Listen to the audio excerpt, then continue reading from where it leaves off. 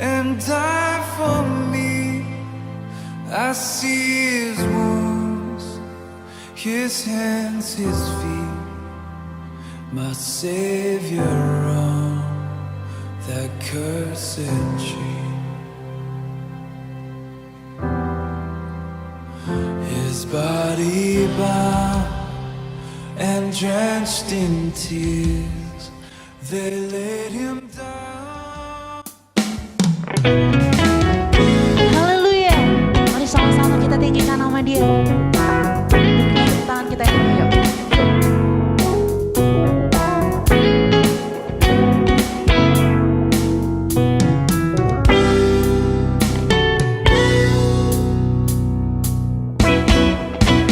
Jangan lelah bekerja di ladangnya Tuhan. Roh Kudus yang beri kekuatan, yang mengajar dan menopang. Tiada lelah bekerja bersamamu Tuhan, yang selalu mencukupkan atas segalanya. Datanglah tanda bergelombang, timbullah tanda yang berlubang,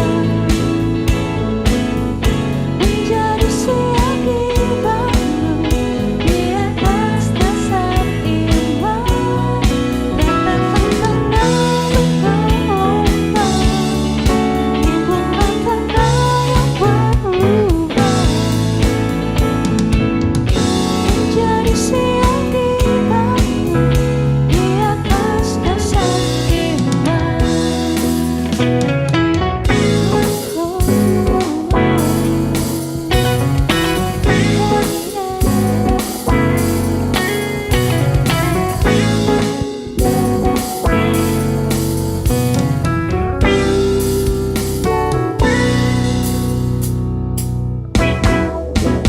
Janganlah bekerja di ladangnya Tuhan.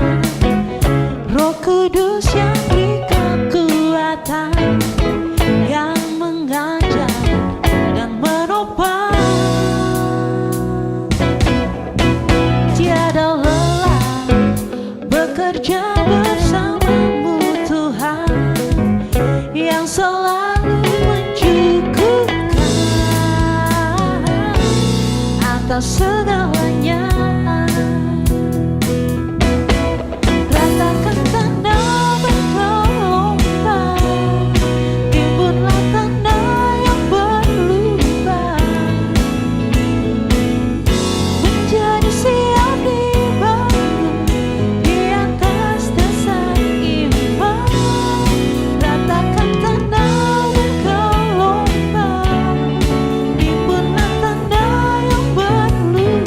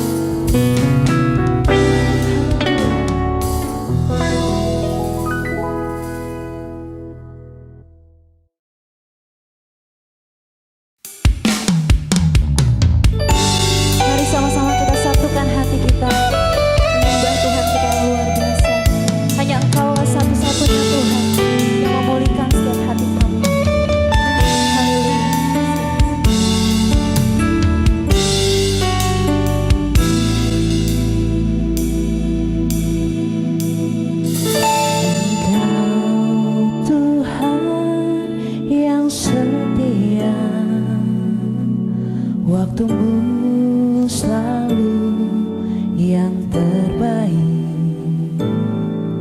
Engkau Tuhan sandaranku, dan ku hanya kan berharap padamu. Satu-satunya yang ku andalkan, satu-satunya yang ku percaya. Engkau sumber kekuatan, sumber pengharapan, sumber kedamaian. Satu-satunya yang ku andalkan, satu-satunya yang ku percaya. Engkau Tuhan memberkati, Tuhan penyembuhku, Tuhan pemulihku. Haleluya Jesus. Engkau Tuhan yang setia,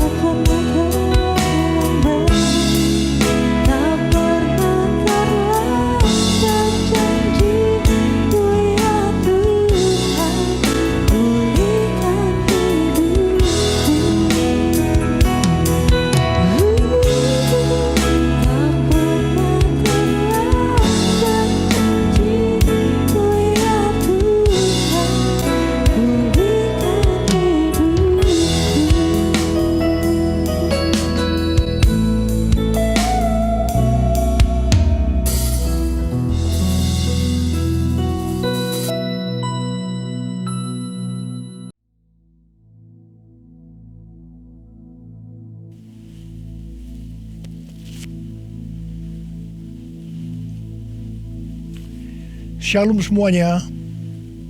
Tahun 2021 adalah tahun integritas, the year of integrity.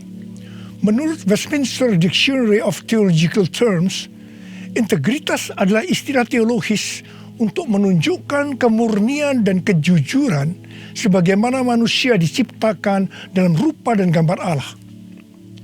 Setelah manusia jatuh ke dalam dosa, maka gambar dan rupa Allah itu menjadi rusak. Pada saat kita menjadi orang percaya melalui proses pengudusan atau sanctification, gambar dan rupa Allah dikembalikan lagi, yaitu kita dijadikan serupa dengan gambar Yesus. Oleh karena itu, kita harus mau diproses oleh Allah. Panutan kita untuk menjadi orang yang berintegritas adalah Tuhan Yesus, sebab dialah the man of integrity.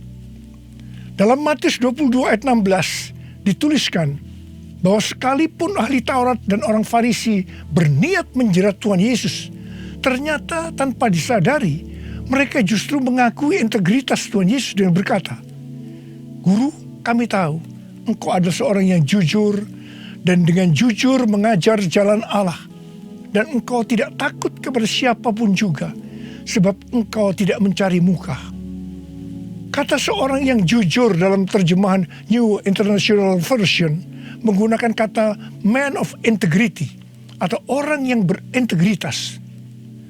Seorang yang jujur atau yang berintegritas itu artinya apa yang ada di dalam hatinya, di pikirannya, yang diucapkannya dan yang dilakukannya itu sama, selaras dengan pikiran Tuhan. Seorang yang berintegritas itu karena dia mengasihi dan takut akan Tuhan. Dan Tuhan memberikan berkat kepada orang yang berintegritas, seperti yang terdapat dalam Mazmur 25 ayat 12-14 yang berkata, "Siapakah orang yang takut akan Tuhan? Kepadanya Tuhan menunjukkan jalan yang harus dipilihnya. Orang itu sendiri akan menetap dalam kebahagiaan, dan anak cucunya akan mewarisi bumi. Tuhan bergaul karib dengan orang yang takut akan Dia, dan perjanjiannya diberitahukannya kepada mereka." Haleluya. Seorang yang berintegritas bukan seperti ahli-ahli Taurat dan orang Farisi. Dalam Matius 23 ayat 1 sampai dengan 36, Tuhan Yesus berkata bahwa ahli-ahli Taurat dan orang-orang Farisi telah menduduki kursi Musa. Sebab itu, turutilah dan lakukanlah segala sesuatu yang mereka ajarkan kepadamu. Tetapi janganlah kamu turuti perbuatan-perbuatan mereka, karena mereka mengajarkannya tetapi tidak melakukannya. Tuhan Yesus berkata bahwa ahli Taurat dan orang Farisi adalah orang yang munafik. Di sebelah luar mereka tampaknya benar di mata orang, tetapi di sebelah dalam mereka penuh kemunafikan dan kedurjanaan. Tuhan Yesus berkata kepada ahli Taurat dan orang Farisi, "Hai kamu ular-ular, hai kamu keturunan ular beludak, bagaimanakah mungkin kamu dapat meluputkan diri dari hukuman neraka?" Saya juga akan mengingatkan kepada kita semua, terutama kepada para pengkhotbah, para guru, juga para pengajar. Kalau saudara mengajarkan kebenaran firman Tuhan, dan itu belum saudara lakukan, lebih baik dengan jujur diakui. Tahun 2021 menurut kalender Ibrani adalah tahun 5781, yang disebut juga sebagai tahun P Aleph, yang artinya 81. P atau angka 80 menggambarkan sebuah mulut. Tuhan Yesus mengingatkan kita dalam Matius 12 ayat 36 dan 37. "Tetapi aku berkata kepadamu, setiap kata sia-sia yang diucapkan orang harus dipertanggungjawabkannya pada hari penghakiman. Karena menurut ucapanmu engkau akan dibenarkan, dan menurut ucapanmu pula engkau akan dihukum." Salah satu arti dari kata sia-sia adalah berdusta. Kalau kita mengajarkan kebenaran tetapi tidak dilakukan, itu sama saja dengan berdusta. Amsal 6 ayat 16 dan 17 berkata bahwa dusta itu perkara yang dibenci Allah. Amsal 11 ayat 1 berkata, neraca serong adalah kekejian bagi Tuhan, tetapi ia berkenan akan batu timbangan yang tepat. Neraca serong bisa diartikan sebagai berdusta, dan itu merupakan kekejian bagi Tuhan. Dalam Yakobus 2 ayat 17 dikatakan bahwa iman tanpa perbuatan pada hakikatnya adalah mati. Jadi kalau kita percaya kebenaran firman Tuhan, kita perkatakan tetapi tidak dilakukan, pada hakikatnya mati. Dan itu dilakukan oleh orang yang tidak berintegritas. Karena itu, saya mengajak saudara agar kita semua menjadi orang yang berintegritas. Mazmur 15 ayat 1 berkata, Tuhan, siapakah yang boleh menumpang dalam kemahmu? Siapa yang boleh diam di gunungmu yang kudus? Salah satu syaratnya adalah seperti yang terdapat dalam Mazmur 15 ayat 4 bagian B, yang diperuntukkan bagi orang yang berpegang pada sumpah meskipun rugi. Seorang yang berintegritas akan tetap berpegang pada sumpah meskipun rugi. Seorang yang berintegritas biasanya oleh kebanyakan orang dunia dianggap sebagai orang yang bodoh, sok suci, sok jujur, sehingga mengalami banyak kerugian dalam tanda petik. Kebanyakan orang dunia meskipun sudah berjanji atau bersumpah, tetapi kalau mereka menderita kerugian, mereka akan berbalik dan dengan segala macam cara akan mencari jalan supaya tidak merugi. Jadi hati-hati. Jangan sampai saudara terpancing atau tergoda melakukan hal-hal yang seperti itu.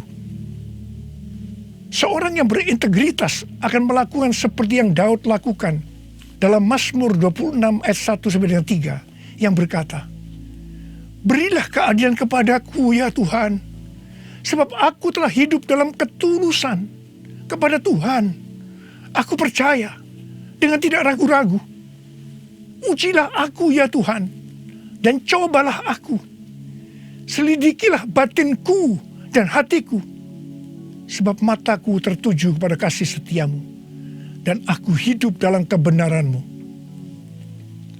Daud bukan orang yang sempurna secara moral, tetapi Alkitab mencatat bahwa kehidupannya mencontohkan karakter yang dewasa, tulus dan jujur di hadapan Tuhan. Jadi Daud adalah orang yang berintegritas. Daud berani berkata kepada Tuhan, ujilah aku ya Tuhan, dan cobalah aku. Selidikilah batinku dan hatiku, sebab mataku tertuju pada kasih setiamu, dan aku hidup dalam kebenaranmu. Saya teringat di awal pelayanan saya, Tuhan memberikan kepada saya sebuah lagu tentang ujilah aku. Ujilah aku Tuhan, cobalah aku Tuhan, selidiki batinku dan hatiku, mataku tertuju padamu. Aku cinta padamu Tuhan, aku rindu hadirat-Mu Tuhan. Aku ingin selalu dekat padamu, menikmati kehadiran-Mu. Menyanyi Hosana bagi Rajaku yang duduk di tahta. Aku muliakan dan ku agungkan, Kau layak disembah, Kau layak disembah, Kau layak disembah.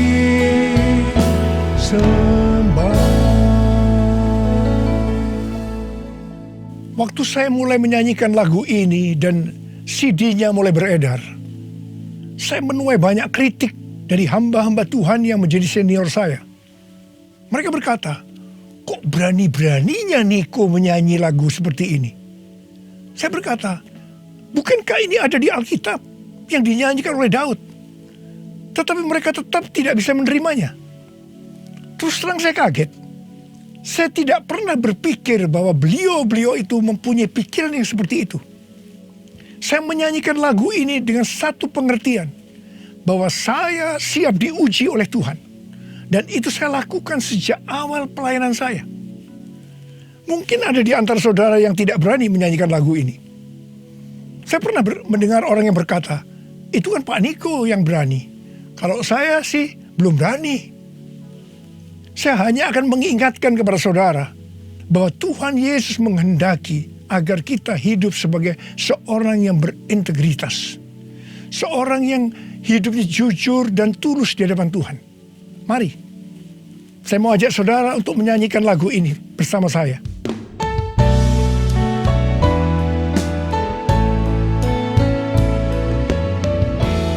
Ujilah aku Tuhan, cobalah aku Tuhan, selidiki batinku dan hatiku, mataku tertuju padamu. Aku cinta padamu Tuhan, aku rindu hadirat-Mu Tuhan, aku ingin selalu dekat padamu, menikmati kehadiran-Mu. Ku nyanyi Hosana bagi Rajaku yang duduk di tahta. Aku muliakan dan ku agungkan, Kau layak disembah, Kau layak disembah, Kau layak disembah.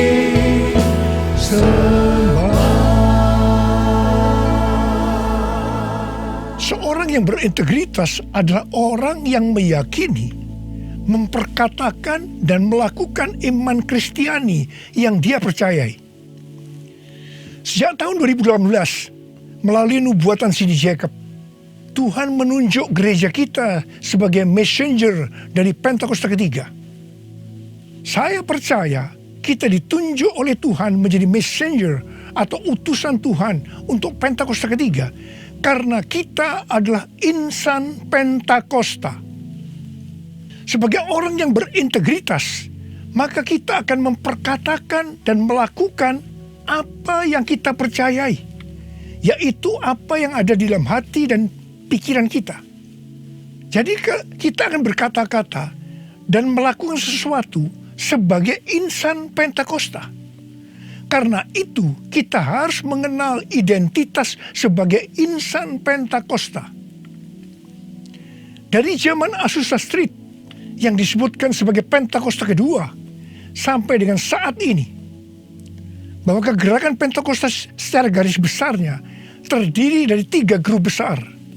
Yang pertama Pentakosta klasik, yang kedua harismatik, dan yang ketiga neo-harismatik. Jumlah total dari 3 grup ini menurut survei di tahun 2019 ada 698 juta orang, yang berarti sekitar 27% dari total kekristenan. Sinode Gereja Betel Indonesia atau GBI, di mana gereja kita termasuk di dalamnya, adalah grup Pentakosta klasik, seperti yang terlihat dalam pengakuan iman GBI.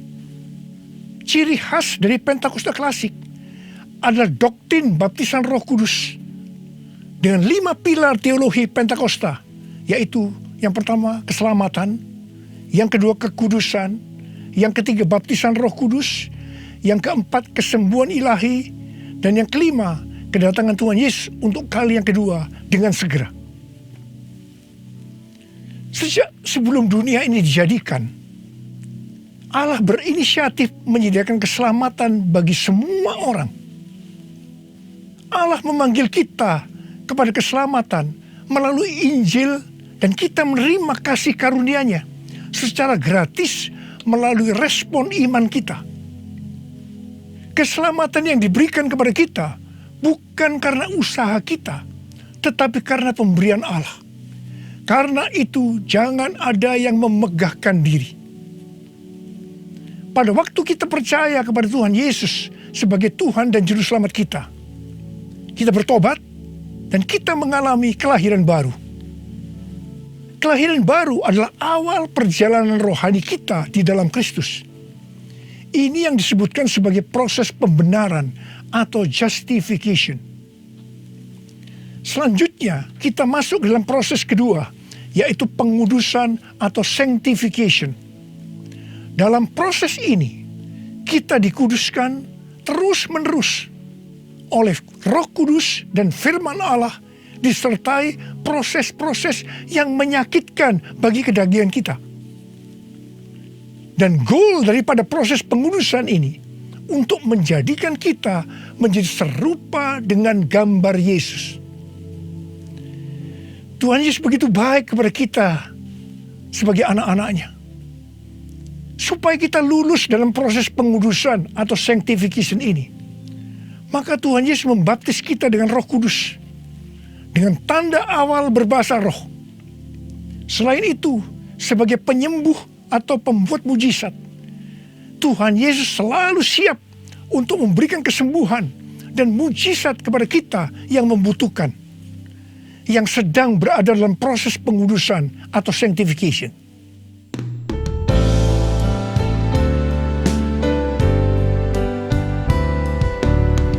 Kaulah Tuhan penyembuhku, Kaulah Tuhan penyembuh. Kau berfirman dan sembuhkanku. Kaulah Tuhan penyembuh. Kaulah Tuhan penyembuhku. Kaulah Tuhan penyembuh. Kau berfirman dan sembuhkanku. Kaulah Tuhan penyembuh. Proses terakhir dari proses keselamatan ini adalah proses glorification atau proses pemuliaan, di mana orang-orang yang menjadi serupa dengan gambar Yesus yang akan ikut dalam pengangkatan pada waktu Tuhan Yesus datang yang kedua kalinya di awan-awan. Kita percaya kedatangan Tuhan Yesus secara tiba-tiba dan dengan segera. Kita diingatkan melalui Filipi 2 ayat 12 dan 13. Yang pada prinsipnya berkata, kerjakanlah keselamatanmu dengan takut dan gentar, karena Allah lah yang mengerjakan di dalam kamu, baik kemauan maupun pekerjaan menurut kerelaannya. Baptisan Roh Kudus adalah bagian yang paling penting dari 5 pilar teologi Pentakosta, yang sekaligus menjadi bagian sentral dari seluruh pengajaran insan Pentakosta. Kita percaya bahwa setiap orang percaya yang telah disucikan hatinya dapat mengalami baptisan Roh Kudus dengan tanda awal berbahasa roh. Tujuan dari baptisan Roh Kudus ini adalah agar pengurapan di dalam pelayanan lebih maksimal. Karena baptisan Roh Kudus ini memiliki 2 fungsi, yaitu supaya kita lebih intim dengan Tuhan Yesus dan akan memberikan kuasa untuk menyelesaikan amanat agung. Dalam Matius 12 ayat 31 dan 32, Tuhan Yesus berkata, sebab itu aku berkata kepadamu, segala dosa dan hujat manusia akan diampuni, tetapi hujat terhadap Roh Kudus tidak akan diampuni. Apabila seorang mengucapkan sesuatu menentang anak manusia, ia akan diampuni. Tetapi jika ia menentang Roh Kudus, ia tidak akan diampuni. Di dunia ini tidak, dan di dunia yang akan datang pun tidak. Menentang dan menghujat Roh Kudus di sini juga bisa berarti menentang dan menghujat bahasa roh. Jadi kalau ada yang tidak percaya dengan bahasa roh, jangan menghujat, jangan menentang. Lebih baik banyak berdoa. Sekarang ada orang yang membuat bahasa roh sebagai bahan lelucon supaya orang tertawa. Saya hanya akan mengingatkan kepada saudara yang melakukan seperti ini, supaya saudara bertobat dan minta ampun kepada Tuhan. Roh Kudus yang dicurahkan di kamar loteng Yerusalem 2000 tahun yang lalu, itu adalah untuk memberikan kuasa untuk melakukan amanat agung. Ini disebutkan sebagai Pentakosta pertama. Pentakosta pertama ini dahsyat, sebab dalam kurun waktu 100 tahun, 70% dari dunia yang dikenal waktu itu, yaitu yang berada di bawah kekaisaran Romawi, menjadi Kristen.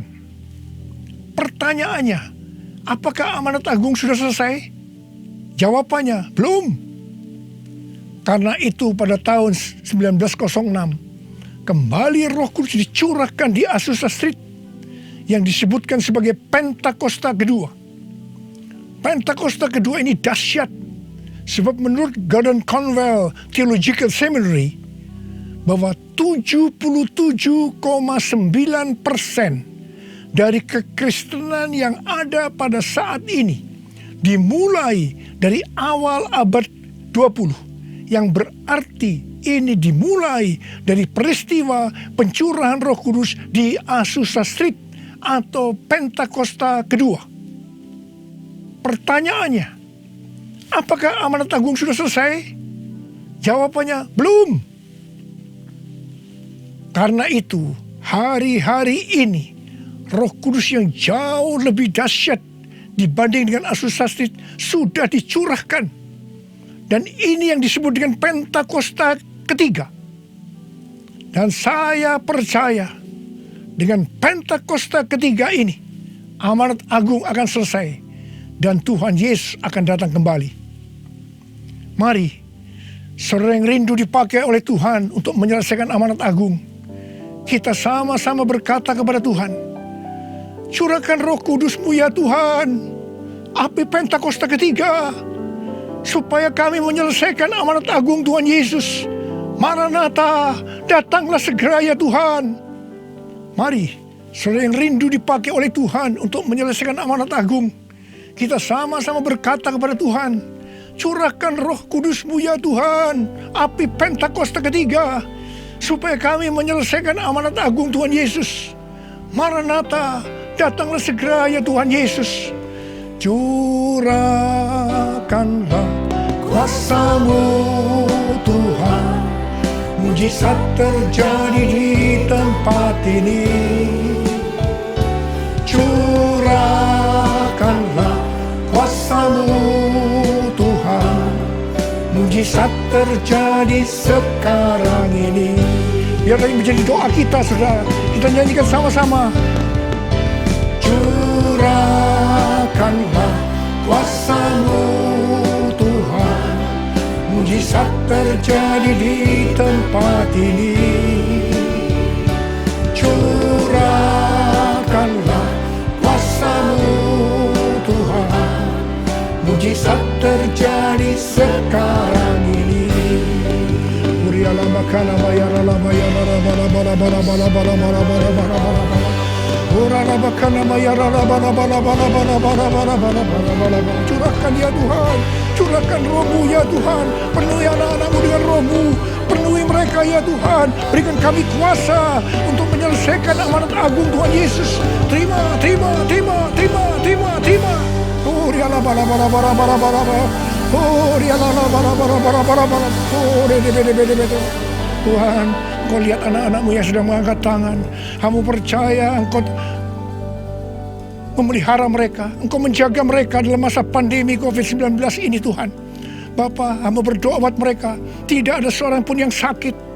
Hamba berdoa tidak ada yang berkekurangan, semua dicukupkan, malah berkelimpahan dalam hal yang baik. Oh Rama, terimalah berkat Tuhan, terimalah perlindungan Tuhan, terima perlindungan Tuhan, terima berkat Tuhan. Curahkanlah kuasa-Mu Tuhan, mujizat terjadi di tempat ini. Amin. Curahkanlah kuasa-Mu Tuhan, mujizat terjadi sekarang ini. Mujizat terjadi sekarang ini.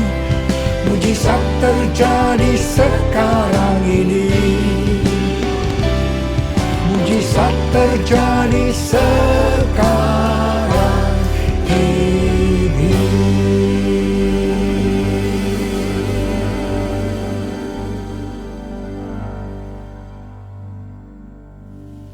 Tukar tolak paku yang menusukmu, sungguh relakan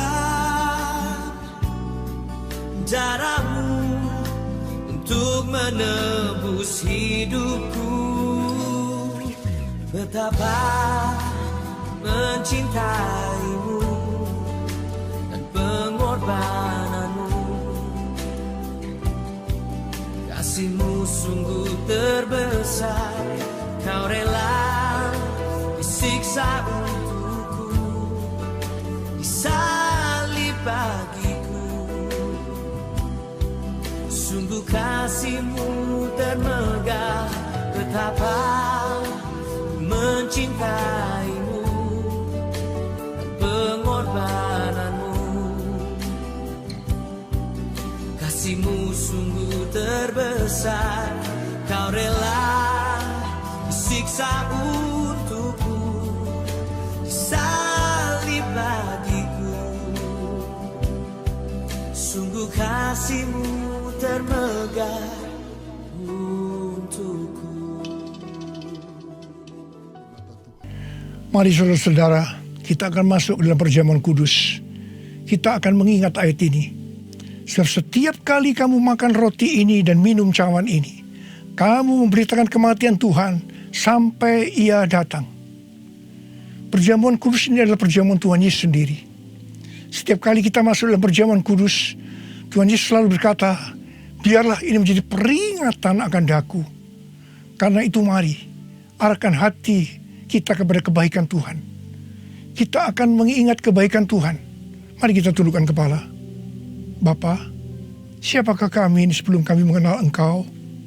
Kami semua orang berdosa. Upah dosa adalah maut, mati. Tapi Engkau tidak berdosa, telah dijadikan dosa oleh karena kami. Engkau harus turun dari surga mulia, menjelma menjadi manusia, untuk mati menggantikan kita semua. Dengan penderitaan yang luar biasa. Betapa baiknya Engkau Tuhan, betapa baiknya Engkau Tuhan. Engkau jadikan kami sebagai anak-anak-Mu. Engkau tuntun, Engkau berkati, Engkau sembuhkan kami. Engkau tegur juga kalau kami salah. Itu Engkau ya Abah, itu Engkau ya Abah. Saudara, Tuhan akan memberkati saudara melalui perjamuan kudus ini. Tapi Tuhan berkata kepada kita, agar kita makan dan minum dengan cara yang benar. Oleh karena itu masing-masing berdoa. Introspeksi, lihat keadaan diri masing-masing. Jangan menyimpan dosa. Kalau ada dosa yang Tuhan ingatkan saat ini, langsung minta ampun. Katakan, ampuni saya Tuhan, ampuni saya, akui di hadapan Tuhan. Jangan sembunyikan dosa itu, supaya Engkau diberkati Tuhan. Kau melihat anak-anak-Mu sedang berdoa minta ampun Tuhan. Ampuni anak-anak-Mu, ampuni kami semua ya Tuhan, ampuni. Sekarang ya Tuhan, kami akan masuk dalam perjamuan kudus ini dengan hati yang penuh ucapan syukur. Dalam nama Yesus kami berdoa. Amin. Sekarang saudara, mari kita angkat roti di tangan kanan saudara tinggi-tinggi. Sebab apa yang telah kuteruskan kepadamu telah aku terima dari Tuhan. Yaitu bahwa Tuhan Yesus pada malam waktu Ia diserahkan mengambil roti. Dan sesudah itu Ia mengucap syukur atasnya. Ia memecah-mecahkannya dan berkata, inilah tubuhku yang diserahkan bagi kamu. Perbuatlah ini menjadi peringatan akan aku. Saudara dikasih Tuhan, bukankah roti yang kita pecah-pecahkan ini adalah persekutuan kita dengan tubuh Kristus? Mari kita makan dalam nama Yesus.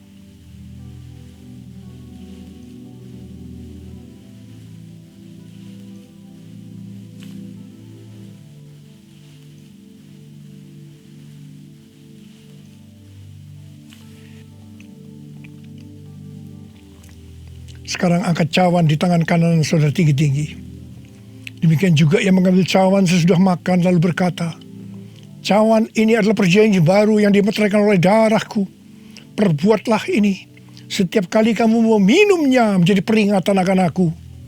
Sudah dikasih Tuhan, bukankah cawan pengucapan syukur yang atasnya kita ucapkan syukur adalah persekutuan kita dengan darah Yesus? Mari kita minum dalam nama Yesus.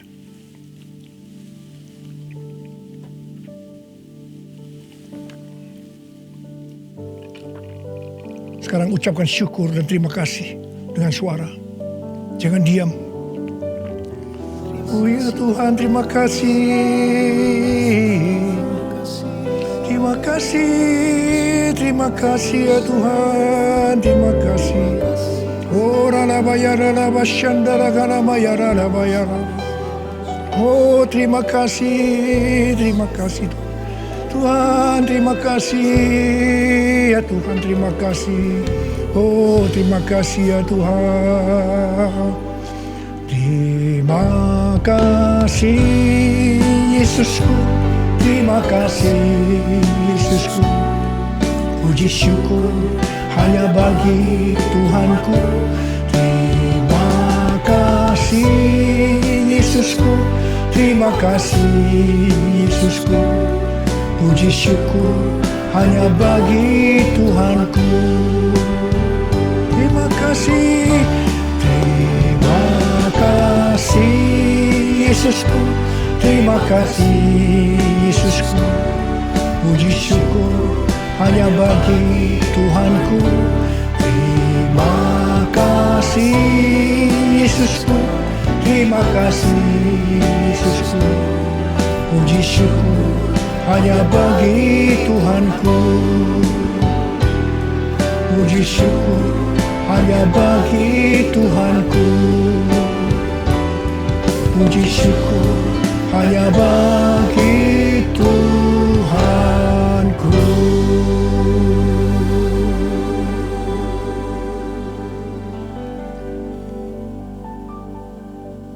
Sekarang terimalah berkat Tuhan.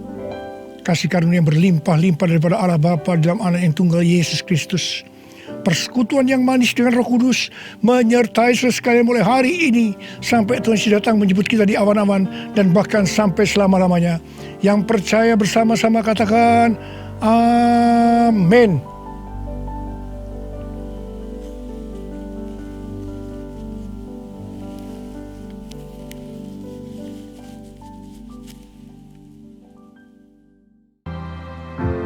Cast my mind to Calvary, where Jesus bled and died for me. I see